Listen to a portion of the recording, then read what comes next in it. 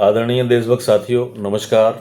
मैं एमपी नागर एडवोकेट, राष्ट्रीय अध्यक्ष एंटी करप्शन फ्रंट, आज फिर आपके बीच में एक छोटी सी बात लेकर आया हूँ।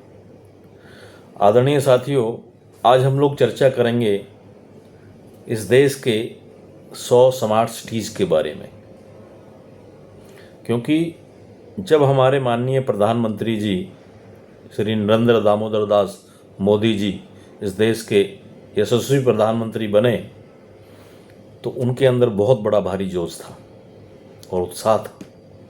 तब उन्होंने बहुत बड़े जोश के साथ घोषणा की थी कि मैं सारे भारतवर्ष में 100 स्मार्ट सिटी बनाऊंगा, और इसी कड़ी में उन्होंने 100 शहरों के लिए बड़े भारी भारी बजट की घोषणा भी की ताकि इनको स्मार्ट सिटी बनाया जा सके।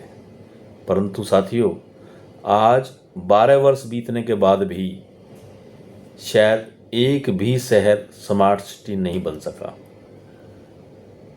वो अलग बात है कि जिन अधिकारियों की ड्यूटी इन शहरों को स्वच्छ बनाने के लिए और इनको स्मार्ट सिटी बनाने के लिए लगाई गई थी, वो अधिकांश अधिकारी करोड़पति और अरबपति जरूर बन गए।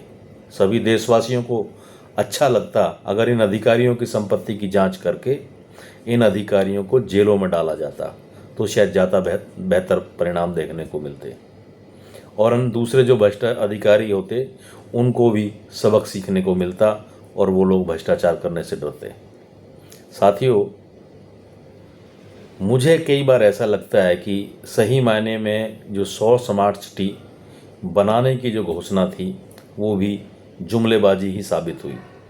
साथियों, क्योंकि मैं भी स्मार्ट सिटी फरीदाबाद के अंदर रहता हूँ, लेकिन यहाँ की जो गंदगी है वो बखूबी बनी हुई है और जैसे पहले थी वैसी ही आज भी है, क्योंकि जो हमारा शहर है वो दुनिया के 100 सबसे ज़्यादा पॉल्यूटेड शहरों में शामिल है, और आज तक वो किसी भी मानक पर अपने आप को कोई बेहतरी वाला जो परिणाम है उसको नहीं दिखा पाया है।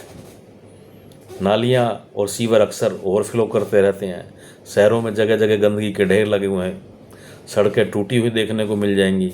बारिश में सड़कों पर 2-2 फुट 3-3 फुट पानी जमा हो जाता है, खासकर जब बारिश होती है। जल निकासी का कोई ठोस समाधान आज तक सरकार की तरफ से नहीं निकाला जा सका, जबकि हर बार दावे किए जाते हैं, हर वर्ष दावे किए जाते हैं बारिश से पहले कि अब के बाद जल निकासी का स्थायी समाधान कर दिया गया है, और इसी कड़ी में करोड़ों रुपए की जो हेरा फेरी है वो नेता अधिकारियों के साथ मिलकर कर जाते हैं।